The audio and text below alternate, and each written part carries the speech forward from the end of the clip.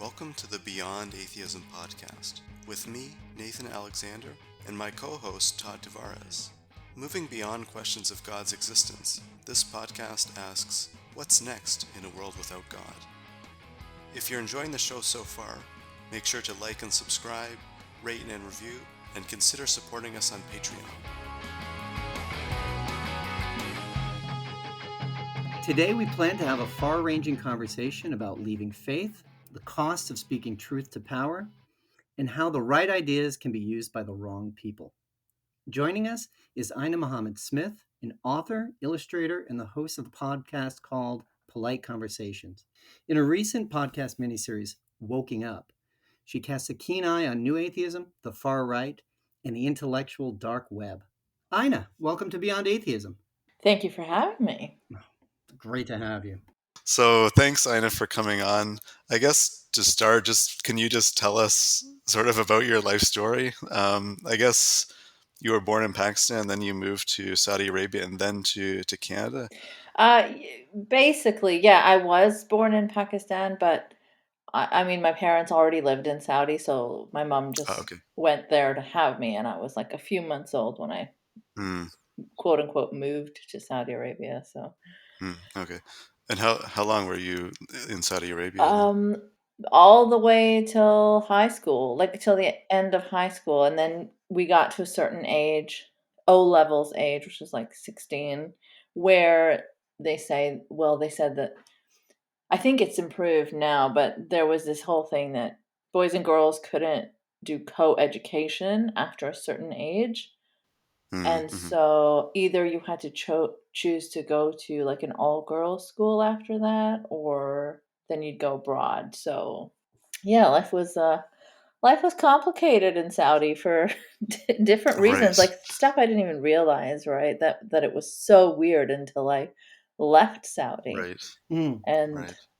I went to a British school over there, and we had weird shit, like the religious police would, for some things, look the other way for like Westerners, like British and American schools, but some things they just wanted to put in place to keep up appearances. So they complained that our school was co-ed, but then the solution they came up with, I guess the teachers came up with, is that the boys and the girls use different entrances, but then like we are going into the same school afterwards. Right. Yeah. So right. yeah, it was very silly, but these are the things you have to do when you live with religious police. Right. So presumably, like seeing boys walk in and out of one door separate from girls is enough to keep up the illusion. I think obviously the religious police knew, but they had something to hold on to, right? Right. Mm-hmm. Did that, so at the time, were you internalizing these practices, or were you more sort of normalized into what you were learning in the British school? Or assuming that the British school is different. Yeah, the British school was very different, like, most Western schools are. And Saudi Arabia generally, because I'm not of Saudi background, we were kept fairly separate from Saudis. They weren't allowed in our schools. They weren't allowed to live in our compounds, assuming because their government thought that foreigners would spread bad ideas and bad morality to them. So yeah, we didn't really, I guess, integrate with Saudis at all. So I don't speak Arabic. I mean, I know some bad words and shit, but right. But yeah, my mom spoke some Arabic because she would still like go and speak like in the bazaars and the markets and stuff like that. But yeah, my schooling was very Westernized. Like my accent isn't from Canada. This is how I spoke in Saudi. Oh, right. Okay. So yeah, I mean, there were things that were always just very infuriating to me. The difference between the way men and women were treated and just the idea of religious police, the way that my little brother had a lot more freedom than I did, like even though I was older than him. You know, how my mom had to have a talk with me when, like, after puberty, that, oh, you know, it's time, like I don't want this to happen, but like now you have to wear the black cloak when we go to the supermarket. And she, you know, my parents aren't religiously strict or anything, so it wasn't their decision, but like we could get in trouble with the morality police if I wasn't dressed like that after a certain age. So it just made things, like, you know, just even going through puberty more complicated, right? Makes you more aware of your developing body, which is awkward anyway. And then you're like put in this black cloak, and then everyone knows, like, oh, why is your child wearing a black cloak now?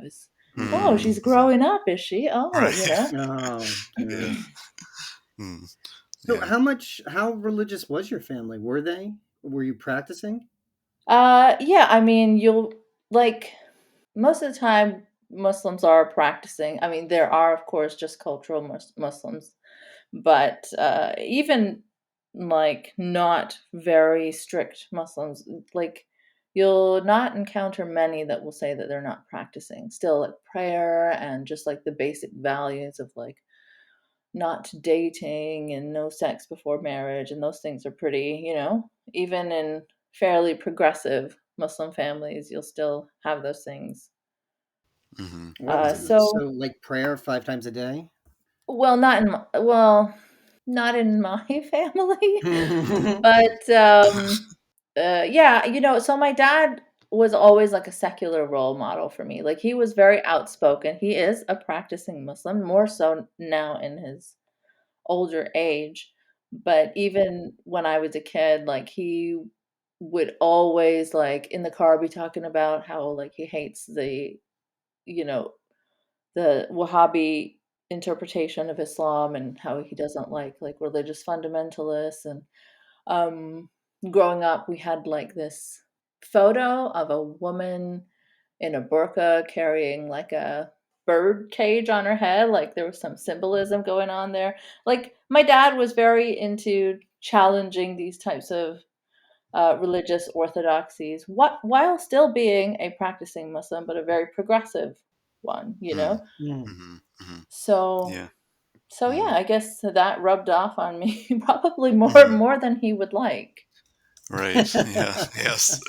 Well, Yeah. what happened? I mean, did you have a break with faith? Did you one day come out and say, Mom, Dad, I'm an atheist? Or was it Well, it gradual? was, yeah, it was never like an overnight thing. Like I was never very interested in religion, and I can think back to even like my earliest childhood questions to my mom. Like they were very much like, wait a minute, what is this story about Abraham you just told me? Like the guy heard something from God and he was going to go sacrifice his son, like just because God, like it's the same story in Christianity, right? Where God tells him that, oh, you know, to prove yourself to me, you must go sacrifice your son, or something. And then he goes and attempts to do it. And then I don't know how the story ends in Christianity, but in Islam, it's the son is replaced with a goat or something.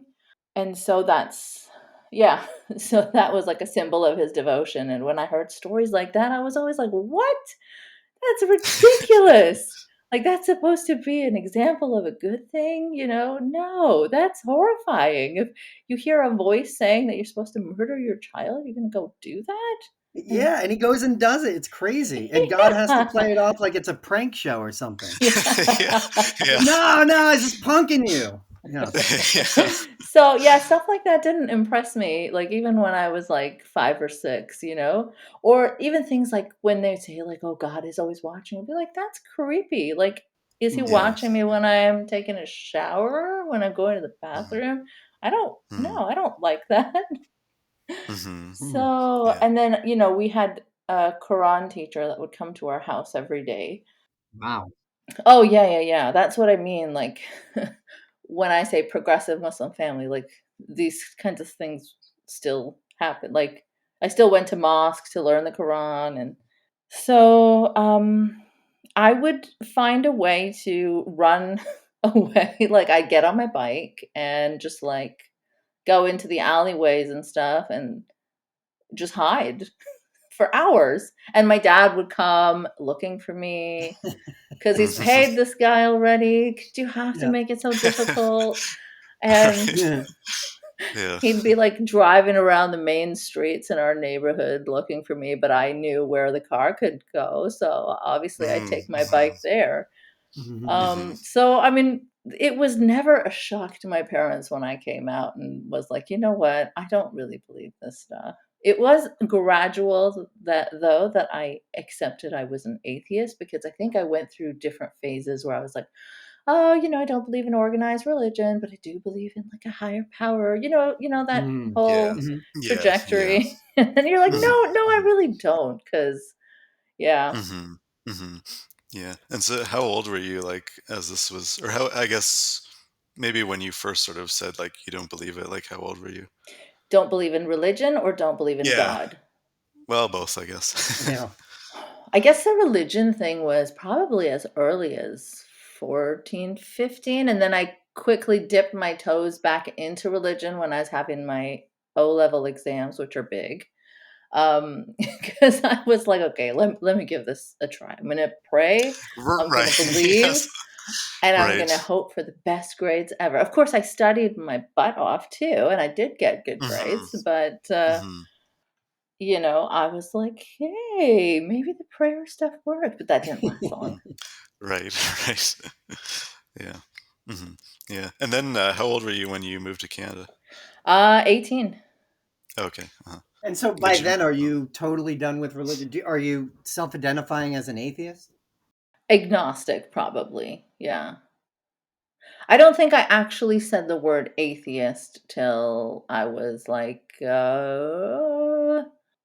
24, 25, I think, something like that. So after university. Yeah, I was always like, I would say like non-believer and things like that, but I didn't commit myself to the word atheist.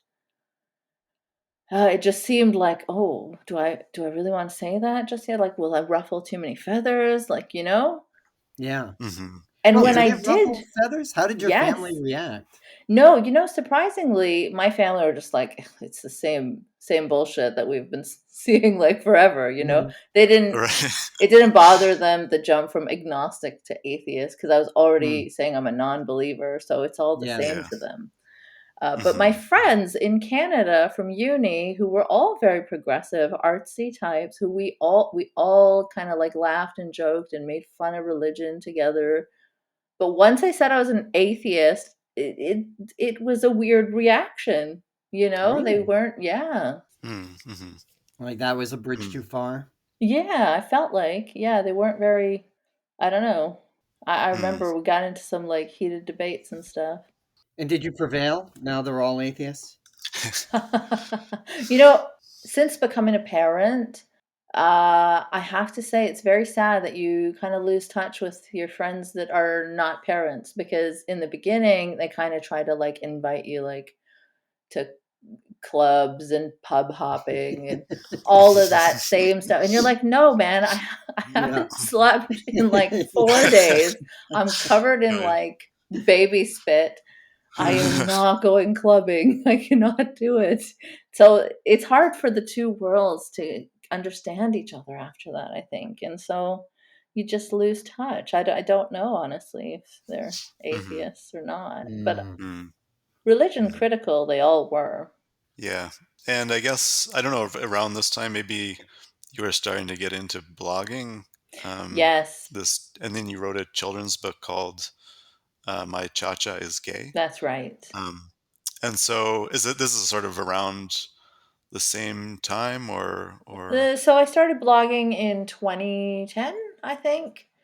And I was blogging about sexuality in the Muslim world in Pakistan specifically. I had just come back from living there for a couple of years and I had done some interviews there. I didn't know what I was going to do with those interviews. And then I just decided to like turn it into a blog. And so by 2014, I had a bit of an audience, but it was mostly a Pakistani audience. And I wrote this book from a child's perspective, and the book is titled My Chacha is Gay, which means my uncle is gay. And it's basically about a boy who just doesn't understand why his uncle is treated so poorly by some people.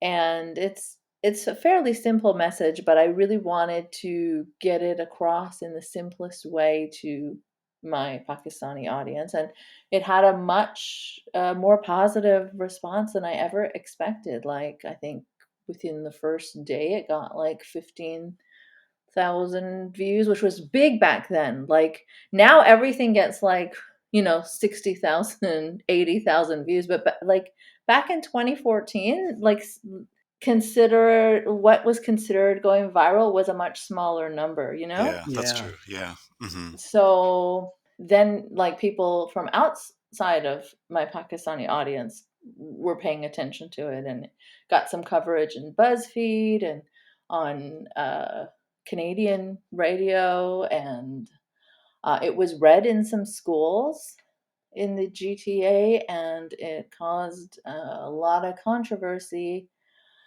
And it got me a lot of hate, a lot of death threats, rape threats, the usual, and The some the Usually. why? What in particular set people off? that I was kind of putting it in a kid's book format, Mm, something they Mm. considered like depraved and, mm-hmm. just Oh, like, so is this mostly like conservative Canadians that are well, a lot the of people were backlash is joining hands at that Right. point to hate on Yeah. me. Mm. Yeah. So conservative Muslims and, conservative Canadians and conservative Muslim Canadians who did not want it read in their schools, and they were particularly angry that it was from a Pakistani perspective. Mm, mm-hmm. Mm. And Mm-hmm. so, they said shit like, it's Islamophobic because Oh, um right.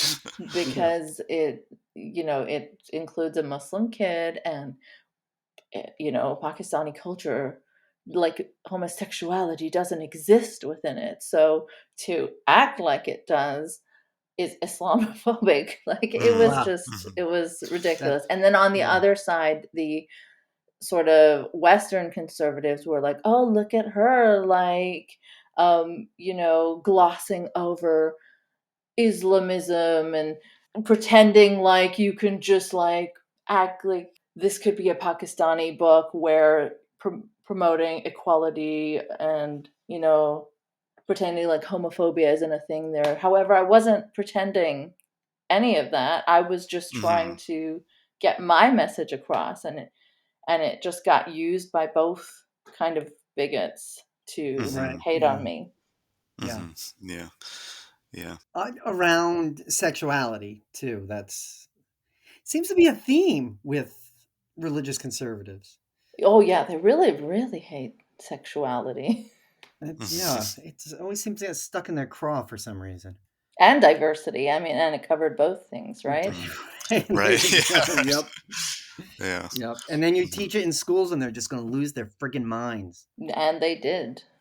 They were going to Damn. sue the school boards and stuff. So Mm. yeah, they prevented it from being like officially used in schools. Oh, right. Yeah. Wow. Huh. Even though lots of teachers still read it, but it's not like an official kind Mm, I of Mm. see. Right. direction from Yeah, this. okay. So it's not Mm-hmm. banned, but it's not part of like the canon. That makes it sound a lot more important than it is, but I said it's not part of the canon. yeah, yeah. Yeah. Yeah. Yeah. So, and then I guess sort of just continuing on in your biography.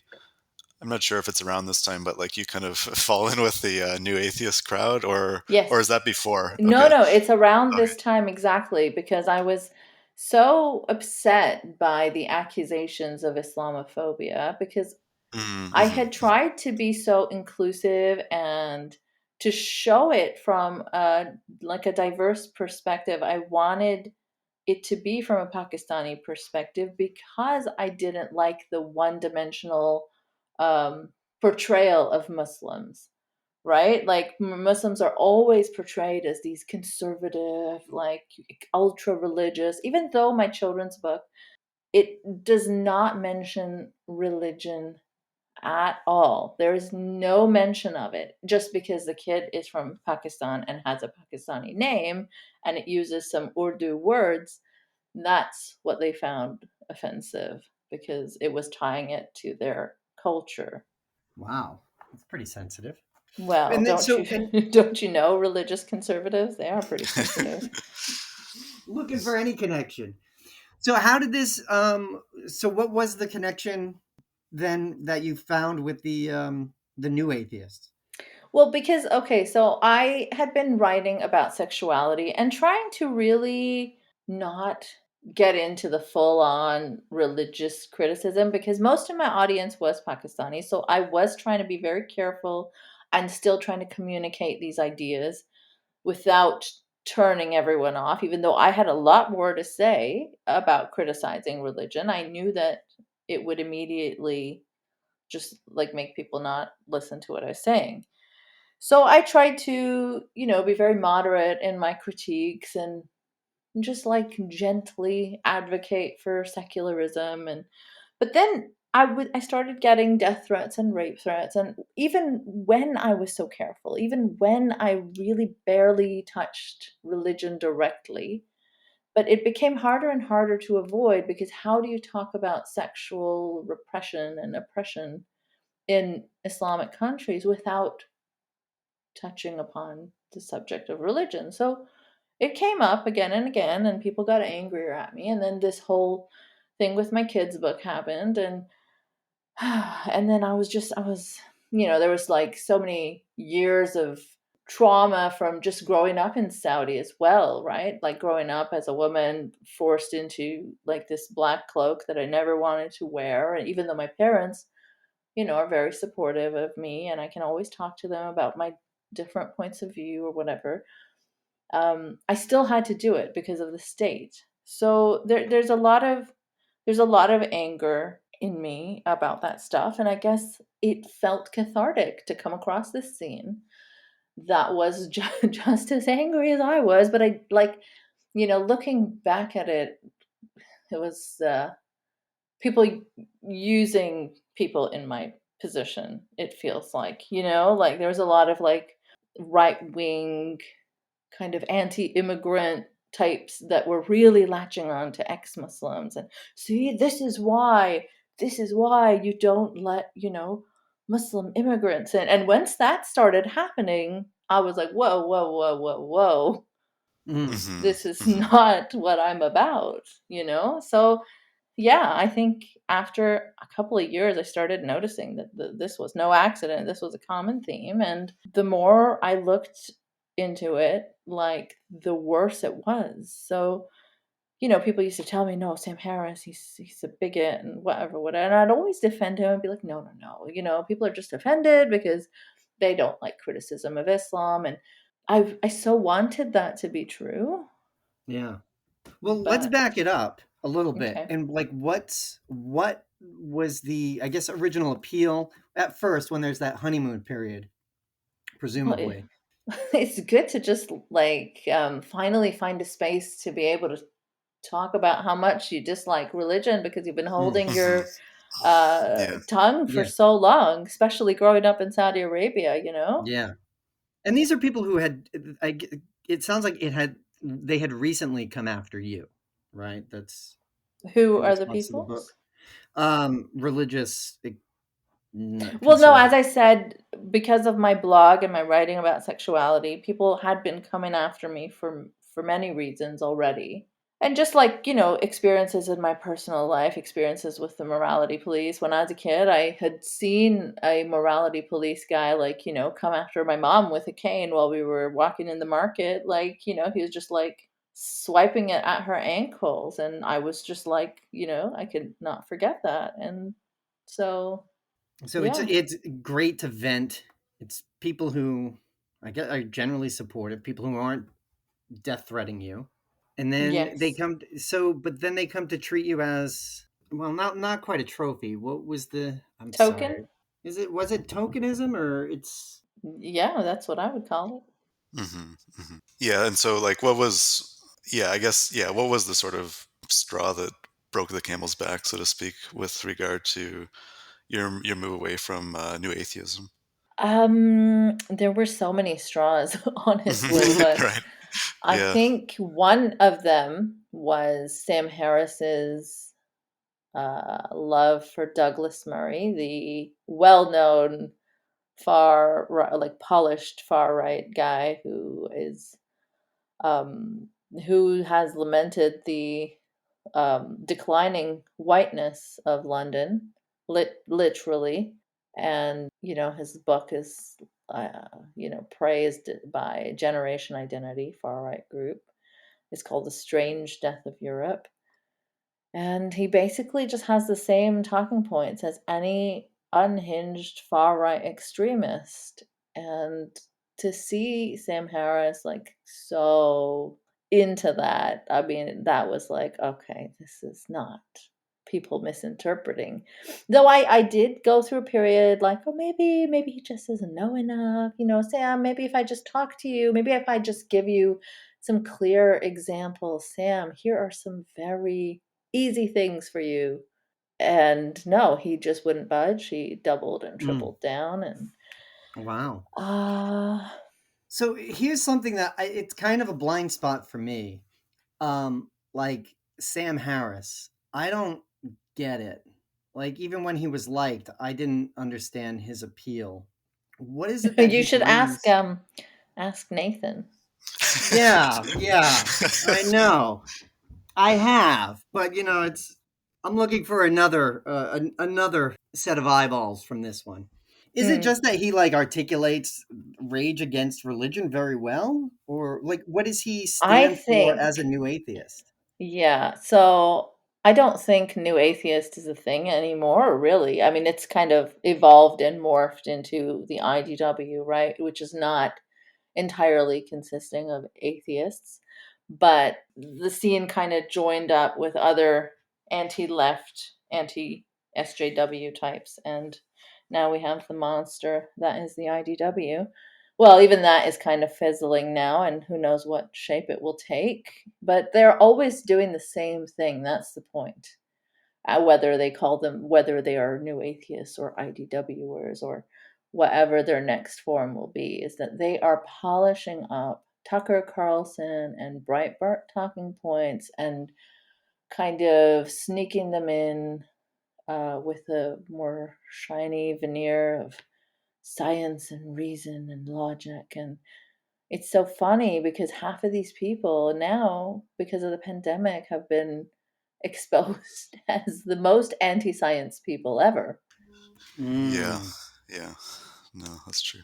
Yeah. I guess I mean, I sometimes like I know like you're saying how you used to have this urge to defend Sam Harris and Mm. stuff. I mean, I sort of feel a similar urge. I mean, even though I mean, I used to be like him a lot more, and I think it's getting harder and harder to sort of defend him. Um, I guess I wonder about. I guess your criticism is that, yeah, like you said, like they kind of make far right talking points more Palatable, mainstream or yeah. something. Yeah, yeah. But I wonder if, or I sort of feel like with Harris, it's more about like it's just his own like political naivete and like he just Oof. doesn't he just like obviously he's biased in terms of like taking the worst kind of view of the left and the most charitable view of the right.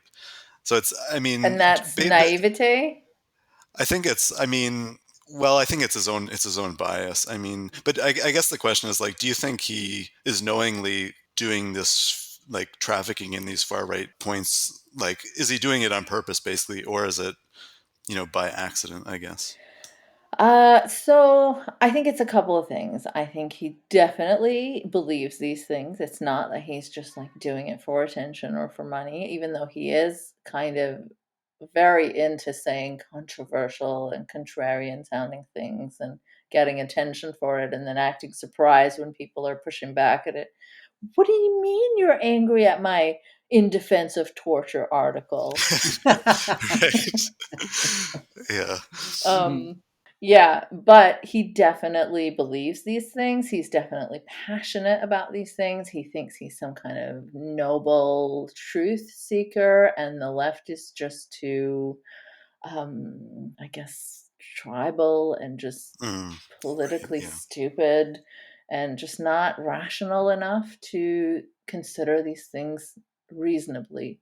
And so he definitely thinks he's liberal and his biases are with the left. That's what he thinks. That's not Right. really what I think reality is. So I don't think he thinks, haha, here I am Right.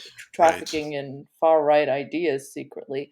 He thinks, I am a reasonable, rational, liberal, and I can rise above these emotional, reasons to not accept the science that, some skull shapes are better than others. Um, Oh so, does that God. answer your question? Yeah, I think so. I mean, yeah, yeah. Yeah. I mean, I feel like there's so many different things like we could sort of go into. I mean, Yeah, like let's. yeah, I mean like the Charles like he had on his Charles Murray, yeah. podcast. Well, this is probably maybe like 5 years ago now. Yeah. I'm not sure exactly. Like Charles Murray, the author of or co-author of the Bell Curve, which is arguing like yeah, like certain racial groups have lower IQs, and yeah, And Sam it Harris has had him very on. little to do with the environment. Yeah, exactly. Yeah, yeah, and Sam Harris had him on like pretty uncritically, really. I mean, No, he said he was yeah, like the most maligned intellectual of right. his time, in Yeah. fact. Yes. Right. Yeah. And Yeah. Yeah. yeah, so Hmm. you were asking Todd about the straws that broke the Yeah, camel's yeah. back. So one was Douglas Murray, that was like one little chip, Mm, and then there was like Charles Murray, that was a Charles. big Yeah. one. And mm. then I A think lot of in the Murrays here. Yeah. Right. yeah, oh yeah, they're both yes, there's Yeah. some awful Murrays in this world. Mm. And Sam likes all of them. Mhm. But and then there was the whole his response to the Me Too era. And I was like, this is just fucking too much. Cause I was like, so it's not just Islam that he's far right on. It's not just race, but it's also, feminism. He is just right wing on everything, but except for like the three things that people throw at me. But yeah, those don't really matter. So, But he also thinks that there are like scientific, rational, reasonable answers why these things are true, why racist, sexist, Islamophobic views are true. Is that part of his MO? usually, yeah. I mean, I don't know if he points to science about Muslims, but he does say that, fascists are the only people making sense on the topic of Islam. And he says it in a way that's very weaselly. So he's saying that they make sense, but he's also saying, and that worries me. When I have to agree with the fascists, I get really All right. worried. Right. Yeah. Yeah. Yeah. Yeah. But It's yeah, yeah. it's always it's projected it's someone else who's saying that it's true, not him. Mm-hmm. I disagree with them, but they make sense when they say. Mm-hmm. Yeah. Mm-hmm. Yeah. Yeah. But So do you feel? Oh, no, I mean, do you feel like there is some or there was something maybe like say in the Obama era or something like of kind of downplaying any religious basis for terrorism and so on. I mean, I wonder if that's sort of like what in some ways like the new atheists were responding to a little bit. Like, I I mean, mean, if there was, and there might have been, and there might still be, but do you not think that their reaction was completely irrational and overboard? Yeah, okay. There are some things that people call Islamophobic that aren't Islamophobic, and that's right, happened to right, me personally, and yes, it's right, very right. silly when they do that. Hmm. Hmm. But that Hmm. doesn't change me into a frothing at the mouth, like, mm, we must Yeah, keep the hordes of Muslim men out before they like replace right. our population. mm, Hmm. Hmm. damn. So is this like is Harris kind of collecting other ex-Muslims to Mm-hmm. and this is an intentional move on his part to sort of gather a crew Well, that no, he I don't can know point to. what you mean. Like, do you think he wants to start a cult? Like, I don't think so. He has unintentionally perhaps started a cult, but Mm. I don't think he thinks, when can I buy a building and have my photo like hanging in a frame and then we can start a compound, or I I don't think. think I think I mean more. It's when you pose the question to me, it makes me very reflective. And I think what I mean. So when we see someone like Harris trot out these ex-Muslims who happen to all agree with him and sort of justify his existence, it's sort of giving him that same cover as saying that, like, well, it's the fascists who make this clear logical argument. It's the same thing where he can now say, well, it's not me who says Islam's bad. It's not me who's saying that it does all this. Here are these women who were Muslim, Sure. left it, and now they're the ones who are Yes. saying, yes. So a couple of things. He does say Islam is bad very much, but he also props up extremely reactionary ex-Muslims, like the worst you can find. Well, no, maybe there's worse ones than them. Like, sorry, there's so many pedants that listen to anything I say, and so they'll be like, actually, I found this one ex-Muslim who's worse, so you know.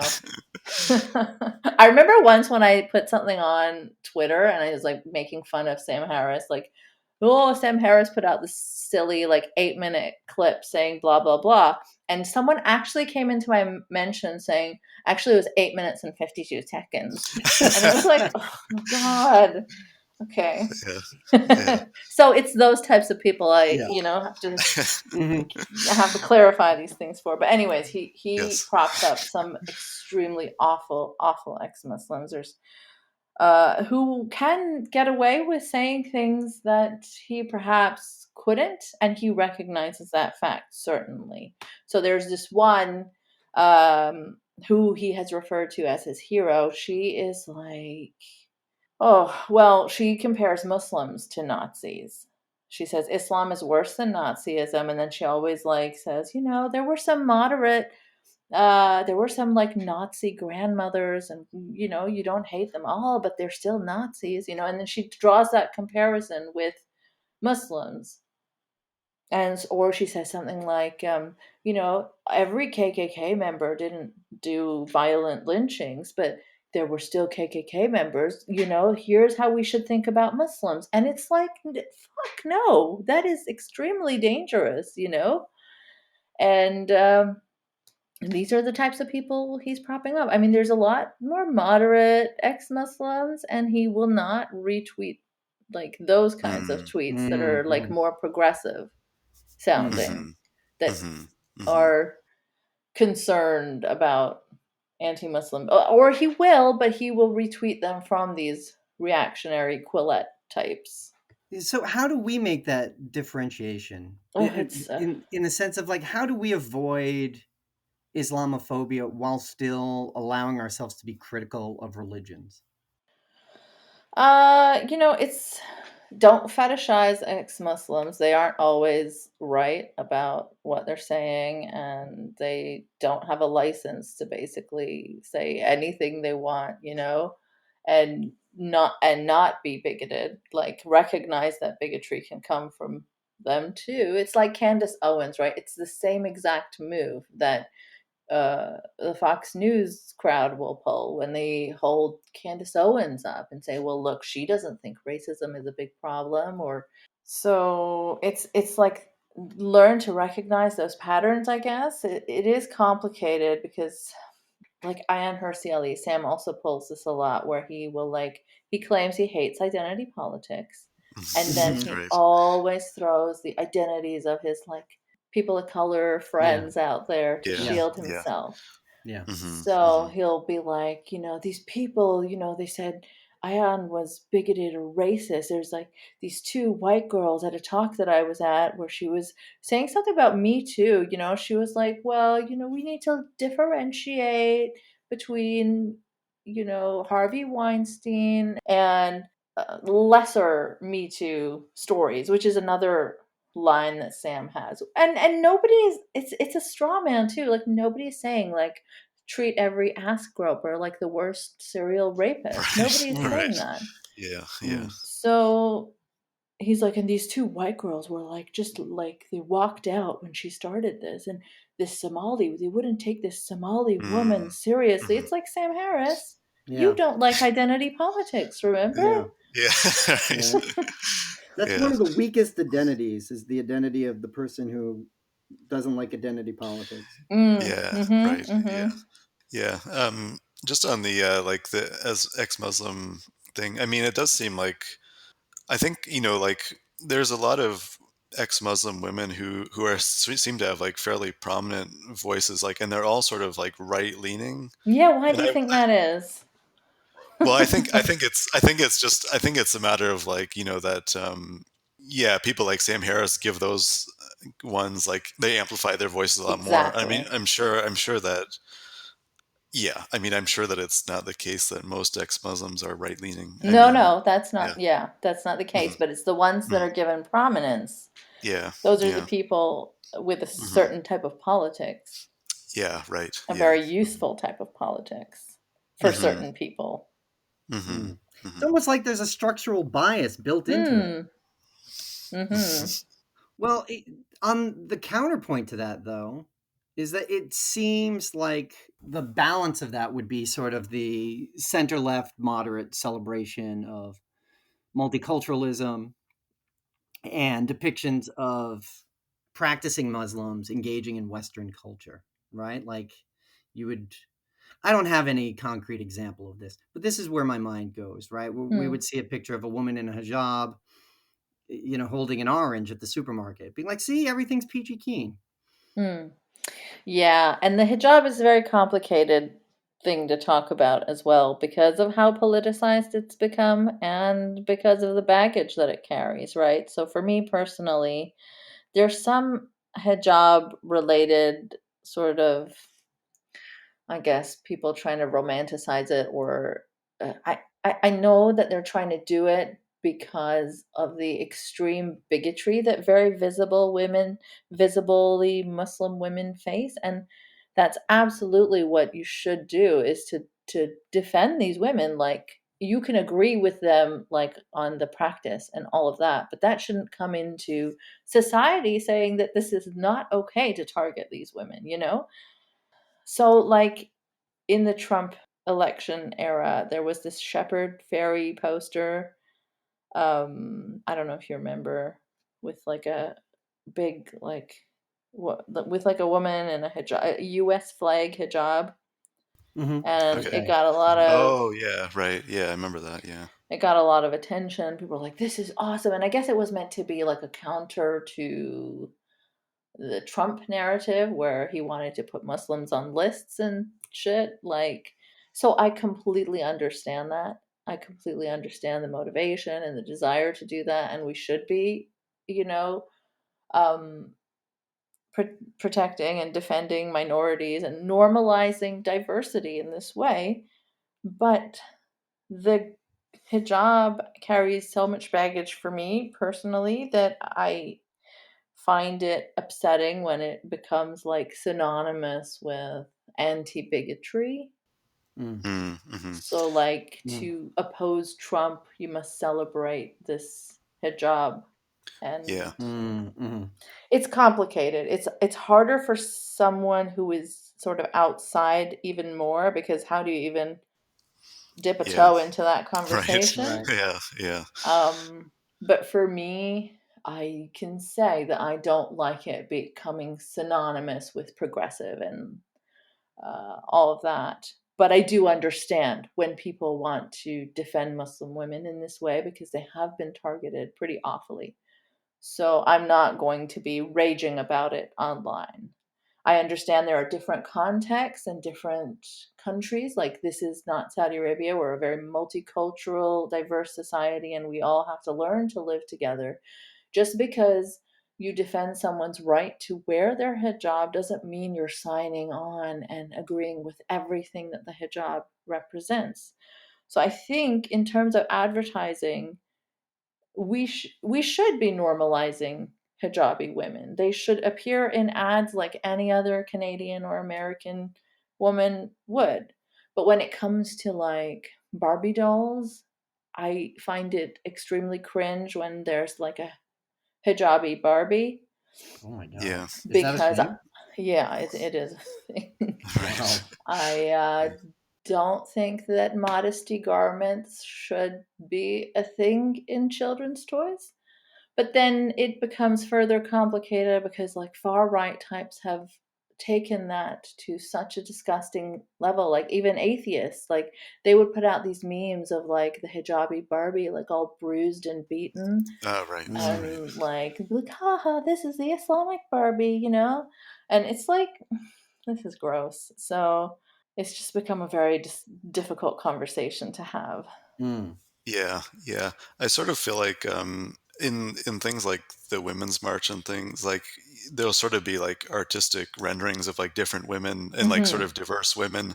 Mm. And like there'll always be a one like wearing a hijab. And I sort of feel like, I mean, again, like it's sort of, yeah, weird for me to be saying this, I guess. But I mean, it does sort of, I guess like essentialize even Muslim women, I guess, not even counting like ex-Muslims, that it's like they just, are naturally wearing a hijab or something. But that's also Yeah. like a sort of lazy graphic depiction as well, right?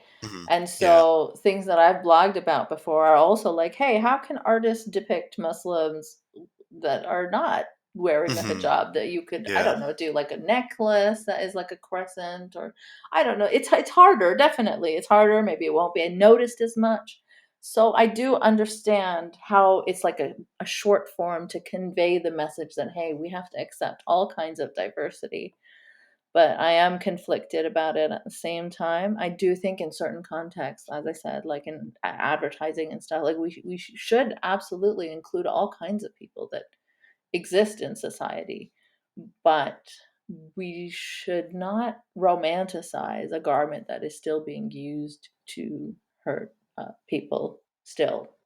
But at the same time, understand that, the hijab has become a political statement for some people. Like in a post 9/11 world, like a lot of Muslims just put it on in defiance of the anti-Muslim bigotry to signal their Muslimness. It's not always just about like, hey, I'm a woman and God asked me to do this, so I'm going to do this. Sometimes it's a political statement. Yeah. Yeah. And so, yeah, we just need to understand that it means different things, and you can't always assume. And just like you can't assume that someone has been forced to do it. Like I know someone who went against their family's wishes to put it on, and their family was upset about it. So It's really wild that it can be at the same time, depending on the context, can be a symbol of freedom or a symbol of, being dominated. Right. yeah. That's pretty complicated. So does that mean you're not wearing one right now? Are you asking me what I'm wearing? Yeah. No, I'm not wearing a hijab. Spoiler. Right. Yeah. Well then, I think it's time to move on to Can a True Atheist? Nathan, can you please explain the game? I'm really poor at it. One thing, can I just say one thing before we move on to that? Is that Nathan, yes, just one thing, is one of the only Sam Harris fans I would spend this much time having a conversation with, because I can see that you are kind of on the verge of something here. Yeah, I mean, I don't know if I would call myself a fan, but yeah. So it's not like the usual. It's not like the usual experience of talking to like a flat earther or something. So I can actually have a conversation with you. Yeah, right. Yeah. But I think you did it, Eiynah. I think you got another one. No, yeah. Yeah. Have you heard Woken Up yet? Yeah, I think I haven't listened to all of it, but I've listened to some of the episodes, yeah. Oh, good. Yes, And you got through it and still wanted to talk to me. Yeah, of course, yes, yeah. Okay, that's a good sign. Yeah. No, No, I think it's really good. And yeah, I think you do a good job of laying out your criticisms and so on. So yeah. You mean tearing him a new asshole? Yes. Yeah. But yeah, I mean, definitely, I definitely recommend it to people. Awesome. Yeah. So yeah. Anyway, so the lightning round is it's called Can a True Atheist, and so we ask questions. Can a true atheist do such and such? And it's just it's mostly tongue in cheek, I guess. Mostly for fun. So yeah, so we're gonna ask some questions, and then you can just give a short answer, kind of justifying your answer. So starting off with an easy one, can a true atheist believe in God? No. Okay. I mean, isn't that the basic definition of atheist? So I would say no. All right. Well, we'll make them a little more complicated as we go. Okay. Can a true atheist be spiritual? Yeah, I guess they can. I will cringe, but like, reminds me of Sam Harris plugging his meditation app. Oh God. Right. Okay. Close your Maybe. eyes and do the bigotry with me. Racism is not real. Just a sidebar. I mean, but I mean, like some of the stuff he talks about meditation, I think is valuable. But You just couldn't help yourself I there, couldn't eh? help it. Yeah. Yeah, I'm not totally reformed yet, I guess. Oh dear. Okay, we still have some work to do. Yeah. Yeah.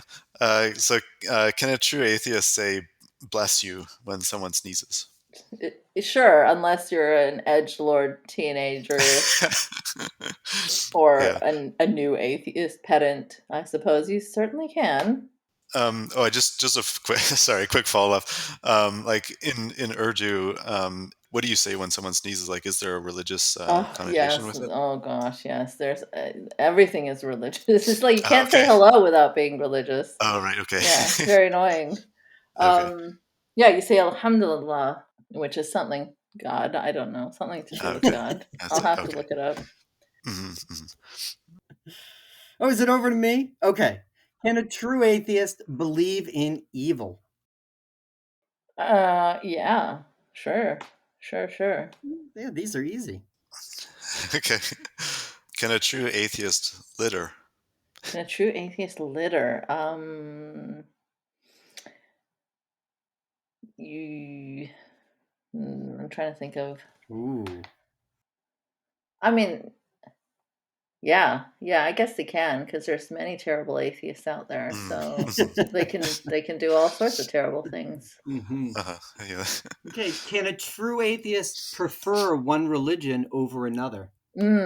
Oh yes. I mean, we see this again and again and again in the new atheist scene. We call them Jesus atheists, but you know, this is what the whole thing with Dawkins, Harris, Douglas Murray, they're all about like, oh, Christianity is amazing. Well, maybe Sam Harris less so than the others, but Dawkins has said that Christianity is a bulwark against like more evil ideas, or I mean, he was referring to Islam, or Dawkins's lovely tweet about the church bells. Did you remember that one? I don't That remember. was a classic. Yeah. So he's like tweeting a picture of himself sitting outside a church on a bench, and he's like listening to these beautiful bells chiming. They sound so beautiful, unlike those horrible Arabic prayer calls or something. Oh my God. And they Wow. say Arabic is a beautiful language or something silly like that. Something Mhm. extremely bigoted like that. It's like, dude, he's like, maybe it's just my upbringing, but Mm. I love the sound of church bells. Mm. And Yeah. then Douglas Murray is always talking about the superiority of Christianity and how all the morals and values that we have in the great West are because of it. That's just crazy talk. That doesn't make any sense. Wow. Yeah. All right. Yeah. Can a true atheist visit a mosque? Yeah, sure, they can, and they do. There are many people hiding their religion, firstly, that go to mass. I mean, I know I've had to go to a funeral while being an atheist, and yeah, and I'm sure that at least in the West, people are able to come and explore and look at different religious buildings. So yeah. All right. Can a true atheist have an identity about being an ex-religious member instead of being just a generic atheist? Yeah, I think that comes with more minority religions, perhaps, even though Islam is not really a minority religion in the world. It's a minority here in the West. And also, I think the idea of calling yourself ex-Muslim was good in the sense when it seemed like you specifically wanted to communicate and normalize apostasy from Islam, right? Rather than just a generic, oh, I'm an atheist, I'm a non-believer. Because it's still so taboo within Islam. Really? So, well, yeah, I mean, Even in Western cultures? yes, like being an open apostate or someone who says they don't believe, that's not something you come across often and not very acceptable No. usually. But yeah, the label has sadly got some other connotations now. It means kind of like the Candace Owens of religious critics. Right. Can a true atheist tell kids about Santa Claus? Yeah, yeah, man. Mm. You don't want them to have such a boring childhood. Just Mhm. just encourage the critical thinking and Mhm. reward them when they figure it out. Mhm. Mhm. Get them a present for figuring it out. Hey, that's clever. And then draw the parallel. Be like, see, this is how religion works too. Right. Yeah. Yeah. Even though that's such a cringe, like 2014 atheist meme where like, what is Santa Claus? Like adults believing in Santa Claus. Yeah. It's the same thing. I get it. Yeah. And finally, and Nathan wrote this one. Can a true atheist dislike Sam Harris? Oh, well, no, you have to be an atheist apostate. You get excommunicated Right. immediately for blaspheming against the prophet, Sam Harris, peace be Mhm. upon him. It is extremely unacceptable, and Right. Right. you get digitally mobbed. Mhm. Mm-hmm. Mhm. Well, I know this was fantastic. Yeah. Yeah. It was great. Yeah. Yeah, it was lovely Where, talking to you guys. yeah, and so real quick, where can people find the podcast? So my podcast is called Polite Conversations Podcast, and you can find it on all the podcast apps, on Spotify, and on YouTube too. Just look for Polite Conversations Podcast. But within the feed of the Polite Conversations podcast, you will find my mini series, Woking Up, as well. So do check that out too. And if you like what I do, I have a Patreon, patreon.com/nice mangoes. And all that will be linked down below. Thank you very much for coming to speak with us on Beyond Atheism. Thanks for having me. I don't do atheist podcasts anymore, usually. Not Right. consciously, it's just that I don't really get asked Mhm. on them anymore. Yeah. So, Oh, yeah. Really? Yeah. But it was a lot of fun. Yeah. yeah. Okay, that was Eiynah Mohammed-Smith. That was fun chatting with her. Wicked fun. It's a shame it had to end. I know. Yeah, I know. I mean, it felt like there's so much more we could have talked about. Oh yeah. Yeah. I mean, endless. And even just talking about it, we can go on and on. Yeah, right. And We could just go on and on talking about how much we could talk about her. Yeah, just how much we could talk about her. It's endless. Yeah. It's a snake that's eating its tail. Yeah, right. Yeah. Yeah. But to go back to the beginning, one of the things that struck me is just like how we kind of went into this with this idea of, oh my, ex-Muslim, and Mm-hmm. like the way it gets the hype on the internet and in the right-wing echo chambers, and really, like, it's a story that's not dissimilar from any other atheists, right? Yeah, that's true. I think it depends. I'm sure it would depend on the person. But yeah, I mean, and like the situation. I Mm, mean, I guess like, yeah, I mean, obviously the context yeah, of like being in Canada versus being in Saudi Arabia, yeah, definitely. this is different. Yeah, and Um, maybe I should qualify that. I don't feel like qualifying things right now, but it's not something that's completely dissimilar, right? yeah, right. Yeah. And you're not, it seems like, yeah, definitely if it's in a more extreme setting, which was in Hmm. Pakistan or in Saudi Arabia, it'd probably be very different. It'd be different for us if we were in Utah as Mormons, or if Yeah, we were that's true. in Yes. the deep Hmm. south, if we were in the Bible Yeah. Belt Yeah. as Yeah. Right. raised as evangelicals. So the setting is like, setting makes a difference, the what you come out of, but the difference between Islam and Christianity in that sense, it's not really that different. Hmm. Yeah, I think that's like there's, yeah, across like any kind of coming out of a religion, I guess, would have similar kind of patterns, I guess. But then, yeah, like you say, like there's all sorts of different ways that can be complicated. Um, yeah. I mean, we do have this, I think there's that tension between like the overgeneralization of religions. All religions are the same, and no, every religion is completely different. But there are some through lines where, it's not the type, the brand of religion isn't as important as the intensity of the religion, it seems.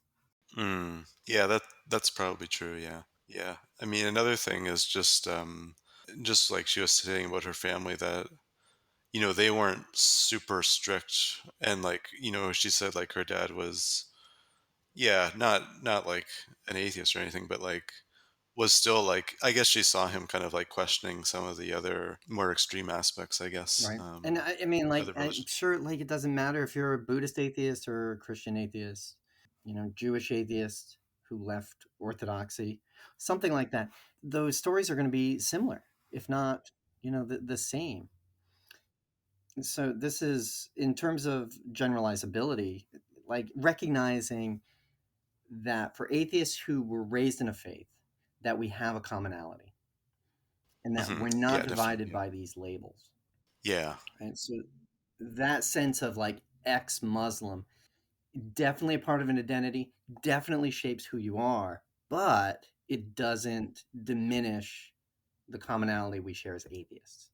Yeah, I mean, I feel like even when we talked a few weeks ago, well, no, sorry, a few months ago to Mandisa Thomas from the Black Non-Believers. I mean, I think that's like, from coming out of sort of like the Black community becoming an atheist, like obviously there are going to be things that are unique to that, and that there might be reasons for um, for Black atheists and non-believers like to meet together. But then there's also sort of the more general like commonalities that can be found across all atheists. So Yeah. yeah. No, and I um mean, where we ended with this idea of, like, where do you situate your identity? All right, can you be an ex something and a general atheist? Well, you're always going to be both, you know? yeah, yeah, I mean, and I feel like if we were like, if you and I were in like another like religious majority country that wasn't Christian, like it would make sense maybe for us to like to be like ex-Christians rather than just sort of generic Yeah, atheists. I yeah. mean, Oh yeah, I mean, like, I because yeah. even, there have been times when, like, hanging out with people who were either ex-Catholic or lapsed Catholic or still practicing Catholics, all of us lumped together. We all have that common culture and history that we can draw on that, still unites us in a lot of ways, but it doesn't diminish my atheism in any sense. Yeah, right, right. It does Yeah. constitute who I am. It's undeniable that it shaped part of my worldview, but it doesn't diminish my atheism, just like my atheism doesn't diminish my Catholicism, Yeah. broadly Well, speaking. yeah. Yeah. The Or whole like not or going to like church the, thing and, yeah. renouncing the divinity of Christ, that seems to cause a problem with the Catholicism thing. Yes. But Yes. other than that, Right. Yeah. Yeah. Yeah. Another point I was thinking about is like, well, just about like the new atheist thing, and that she was talking about, when she found that scene, like she was very like sort of angry and frustrated with religion. And I feel like around like that time of like the 2000s, 2010s, like there were a lot of people going through that exact same thing, Mm. and like they had access like to the internet, and like could sort of like vent together like as a group, and maybe, and I think a lot of people, I feel like a lot of atheists have like kind of chilled out since then. But it did seem like everyone, or like many, were kind of, yeah, experiencing that catharsis or whatever at the similar moment, I That sort guess. of first wave. Yeah, Yeah. yeah, Of yeah. maybe we should retitle the podcast, at least for today, Beyond a New Atheism. Mm. That Yeah, might be right. part of what's Yeah. going on. So, Hmm. what was, I mean, Sam Harris was pretty big. He's one of the four horsemen. What was a draw? What drew you to him? What did you think was good about it? I mean, I think he's very like, explains his criticisms of religion particularly well. And I think one point just that's stuck out for me, I guess, at the time, was his point about religious moderation, that basically sometimes people said, you should just go after kind of the fundamentalists, like these are the real problems, like the real problem.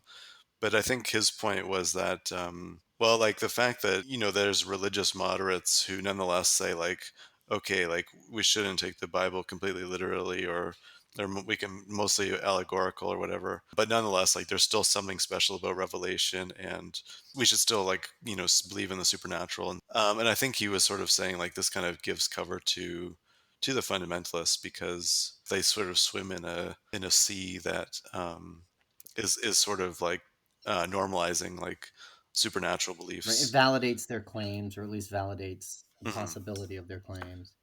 Yeah, and I found like that was kind of that. I feel like that's compelling. I mean, So the stridency and the certainty and the clarity. yeah, I mean not necessarily a certainty, but yeah, I think like the clarity. I mean, yeah. As for why I've sort of stopped, Sort like, of stopped. I mean, I still feel like he's got some valuable things to say. I mean, And he's still saying uh, valuable things. well, I think the thing is now that I've pretty much heard everything he's got to say, like on any topic. I mean, uh, he does like have some interesting stuff on like free will and consciousness and meditation. And I also found, he's like a really strong critic of Trump, and I think like his criticisms were quite like well articulated. And again, like you shouldn't sort of encourage, like, celebrate someone necessarily like just for something like, combating like anti-vaxxers. But I think Harris has been pretty strong in like arguing against like these vaccine skeptics and so on, who are kind of aligned in some ways with him. But so I think like that is some like positive stuff. But I think, yeah, I mean, I think like I said in the podcast, I think he definitely goes out of his way to like try and view any right wing stuff as charitably as possible, whereas like drawing the worst conclusions about anything from the left. And I think like he's quite, yeah, like his view of like racism, for example, is quite simplified, and saying like there's no kind of like evidence that could show someone is like a racist, except that they appeared in like a Ku Klux Klan mhm. robe, or like they said the N word or something Yeah, like that. And I think that's really like simplistic, and like by that metric, yeah, like yeah, deeply yeah, flawed there's not arguments. that many racists, but um, so I think that's definitely like led him to underrate the pretty serious worries about far right groups gaining a foothold in the U.S. In the Republican Party and stuff like that. So yeah, I think that's, And yeah. if you want to hear more about that, you got to check out Woking Up, because that Yes. is a deep dive into Sam Harris. Hmm. And Yeah. it's also a good reminder that these, like, the Four Horsemen, Dennett, Harris. I want to say Dorkin. It's not Dorkin. Dawkins and Hitchens. Dawkins and Hitchens. Like Yeah. great, introductions, but also like, flawed people, and we shouldn't. I personally, not really into venerating people. No. Ideas and beliefs and those are the sort of things you should make statues out of. Because we talked about Hitchens with Ben Burgess, and that, like, great guy, fantastic atheist, amazing history as a leftist, great writer, took being a contrarian too far, said shitty things about women, and then endorsed the war for no reason, right? Like, people do the wrong thing all the time. And right? And the other, we got to keep in mind that the one thing we know atheists are only really right about one thing. Pretty much the only requirement. Yeah. I think, like, when I was sort of in the like new atheist phase in the early like 2010s, not that I saw them as like infallible, but like I was definitely inclined to like agree with them on most issues. But obviously you kind of mature and things like that, and like have a more like nuanced view and stuff. But anyway, definitely check out Eiynah's podcast, like the Polite Conversations and the Woking Up mini series. It's quite like, I think it's really well done, and it's quite funny. And I think and it's just spending hours with her and hearing snarky replies to stupid answers. Yes. And it really makes you think that the internet is just a giant open sewer and cesspool where nothing good ever comes of it, except your comments. We love hearing those on at Nathan G. Alexander at the Twitter. Anything? What do we need to plug today, Nathan? We just gotta thank the listeners in general, but in particular our patrons, Lars, Debbie, and the AHS Plus blog. Mwah! Yes. Big kiss. Thank you guys so much. Yes. Yeah. And that's it. Like, subscribe, push the button, ring the bell, pull the string, whatever it is you got to do. And we look forward to hearing from you. And we look forward even more to talking to you again later.